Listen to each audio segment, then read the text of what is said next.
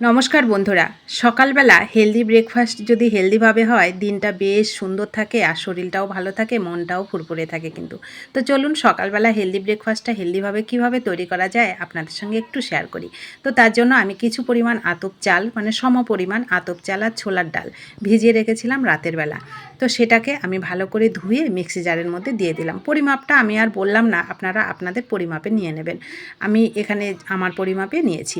তো মিক্সি জারের মধ্যে দিয়ে আমি এক টুকরো আদা ছোট করে কেটে দিয়েছি, আর যেমন ঝাল আমরা খাবো সেরকমই কাঁচা লঙ্কা এখানে ব্যবহার করেছি। আপনারা আপনাদের পরিমাপে মানে যেমন ঝাল খাবেন সেরকমই দেবেন। তো এইবার একটুখানি জল দিয়ে একদম থকথকে করে মানে শক্ত করে একটু এটাকে পেস্ট করে নিয়েছি। পেস্টটা যে একদম মিহি হতে হবে সেরকম কোনো ব্যাপার নেই, একটু দানা থাকলেও কোনো অসুবিধা হয় না। তো আমি একদম মিহি করে নিয়ে হালকা একটু দানা রেখে এটাকে পেস্ট করেছি। মিক্সি জারটা ধুয়ে একটুখানি জল দিলাম। এখানে 2 চামচ মতন টক দই দিলাম। টক দইটা দিলে খেতে বেশ ভালো লাগবে।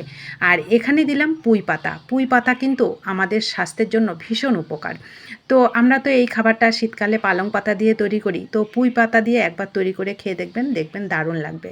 তো স্বাদ মতন আমি এখানে দিলাম হচ্ছে চিনি আর লবণ। আর 1 বাটি যেহেতু পুঁই পাতা দিয়েছি, 1 বাটি গাজর এখানে গ্রেট করে দিয়েছি। আর একটুখানি ধনেপাতা দিলাম। আর মশলা হিসাবে 1 প্যাকেট ম্যাগি মশলা দিলাম। মশলাটা আপনারা আপনাদের পরিমাপে দেবেন, যেমন আপনারা খাবেন সেরকমই। হেলদি খাবার একটু কম মশলায় তৈরি করলে আমার মনে হয় বেশি ভালো হয়।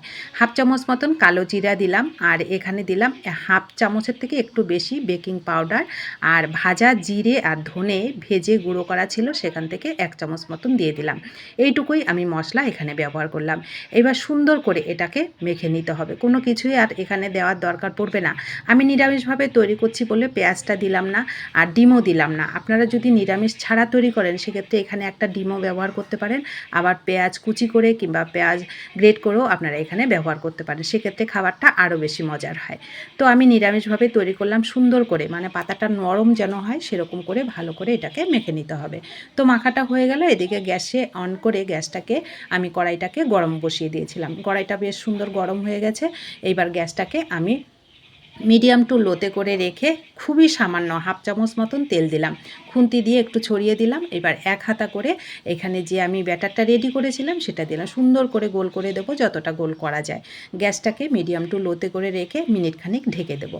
তো মিনিট খানিক পর ফিরে এসে দেখুন নিচেরটা কিন্তু বেশ সুন্দর জমে গেছে। এইবার আমি একটু উল্টে দিলাম।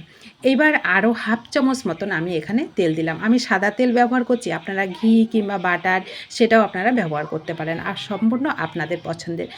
কিন্তু খাবারটা যেমন টেস্টি তেমন কিন্তু হেলদি, খুবই মজার একটা খাবার, আর খুব চটজলদি তৈরি হয়ে যায়, তেমন কোনো উপকরণও লাগে না। খুবই সামান্য উপকরণে ভীষণ টেস্টি একটা খাবার। সকালবেলা ব্রেকফাস্টে কিংবা সন্ধ্যাবেলা নাস্তাতেও আপনারা তৈরি করে নিতে পারেন। সেক্ষেত্রে আবার একটু অসুবিধা হয়, অনেকে কিন্তু রাতের শাক খেতে চান না, কিন্তু এটা সকালবেলা ব্রেকফাস্টে হলে তো আর কিছুই লাগবে না, এত মজার এই খাবারটা খেতে লাগে। পেটও ভরে মনও ভরে কিন্তু। তো দেখুন পরেরটাকেও আমি ঠিকই একইভাবে হাফ চামচ মতন তেল দিয়েছি, 1 হাতা করে ব্যাটার দিলাম, 1 মিনিট মতন ঢেকে দিলাম। আবার 1 মিনিট পর এটাকে আমি ঢাকাটাকে তুলে এটাকে উল্টে আরও হাফ চামচ তেল দিয়ে আবার 1 মিনিট ঢেকে দিয়েছি। ব্যাস, এবার 2 পিঠ একটু কিন্তু হালকা একটু ক্রিস্পি করে ভাজবেন, তাহলে বেশ সুন্দর মুচমুচে হবে, খেতে ভালো লাগবে। একটু ব্রাউন কালার করে এটাকে 2 পিঠ সুন্দর করে ভেজে নেবেন, তাহলে দেখতেও কিন্তু সুন্দর লাগবে। তো দেখুন একে একে আমি কয়েকটা করে নিলাম। এই খাবারটা গরম গরমে কিন্তু বেশি ভালো লাগে। কি দিয়ে খাবেন সেটা সম্পূর্ণ আপনার পছন্দের, কিন্তু গরম গরম চায়ের সঙ্গে কিন্তু মন্দ লাগে না এই খাবারটা খেতে। খুবই মজার, যেমন হেলদি তেমন টেস্টি, ভীষণ সুস্বাদু একটা খাবার।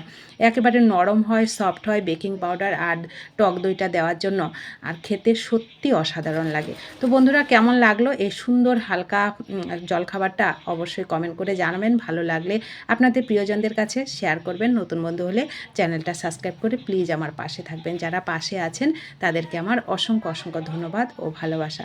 সকলে ভালো থাকুন, সুস্থ থাকুন এবং আনন্দে থাকুন।